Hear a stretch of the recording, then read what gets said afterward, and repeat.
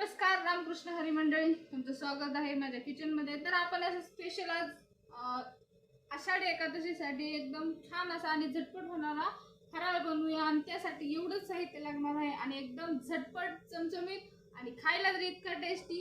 जर तुम्हाला रोज रोज उपवास असतील, सारखं उपवास असतील, खिचडी खाऊशी वाटत नसेल आणि आवडत असेल तरी आपण सारखं नाही खात, पण हे एकदा करून बघा, तुम्ही खिचडीला सोडून ह्याच्याच मागे लागताल।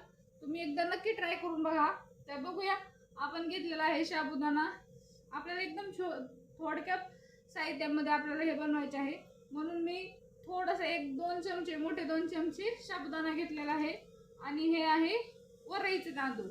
वरईचे तांदूळ पण घेतलेला आहे 2 चमचे मोठे, आणि 2 बटाटे उकडून घेतलेले आहेत, आणि मिरच्या, हिरव्या मिरच्या घेतलेल्या आहेत।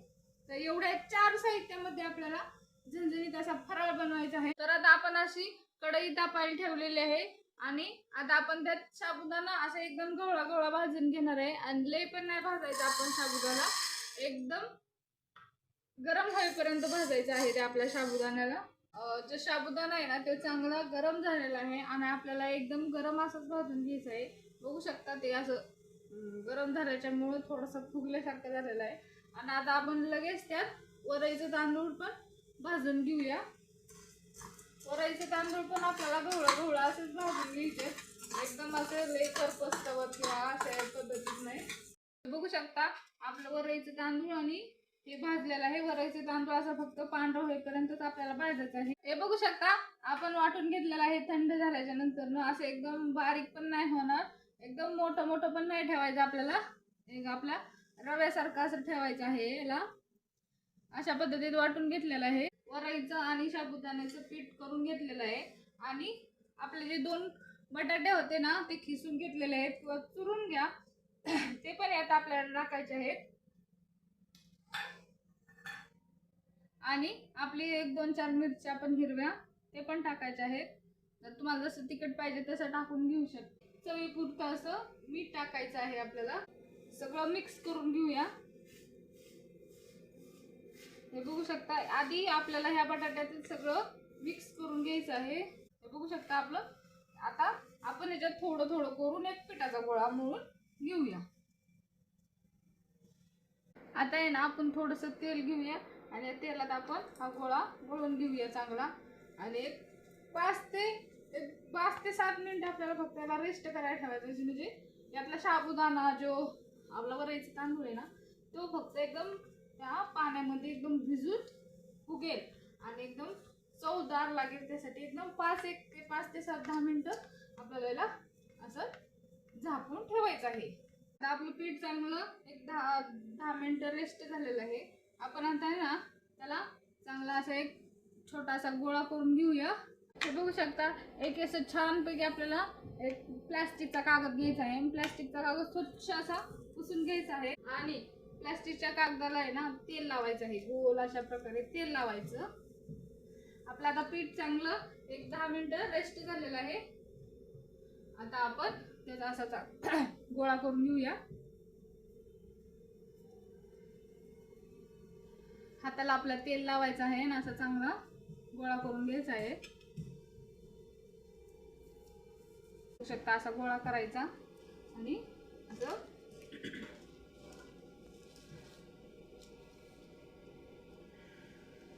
टाकायचं आहे त्याच्यावर, आणि असा कागद ना पलटी करायचा, आणि आपल्याला जेवढा पाहिजे तेवढा असा त्याचा आकार थापून घ्यायचा आहे आपल्याला हे, आणि पातळ करायचं आहे। चिकटणार नाही, एकदम छान असं भाजणार पण आहे आपलं, त्यामुळे तुम्ही मेन कापडचा वापर करू शकता।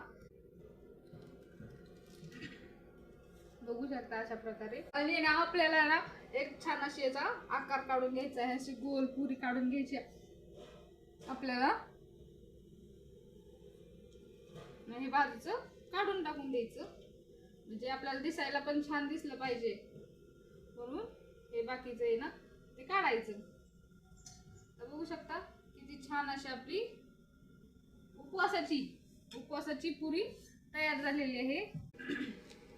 उलटण्याच्या साहाय्याने आपण अशा हातावर उचलून घ्यायचे आहे, आणि तव्यावर टाकून द्यायचे। आणि बघू शकता आणि एकदम मस्त अशी खरपूस भाजून घ्यायची आपल्याला.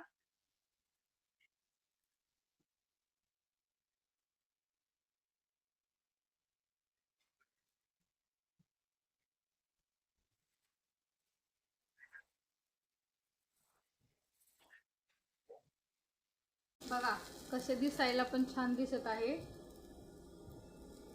आता हे भाजस्तवर आपण दुसरी पण करून घेऊया एक.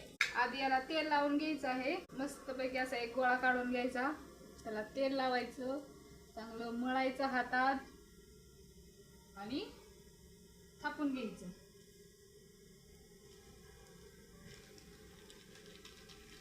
आणि एकदम पातळ नाही, आपल्याला जाडसर असंच ठेवायचं आहे. आपल्या पुऱ्या कशा असतात तशा प्रकारे हे बघू शकता याचप्रमाणे.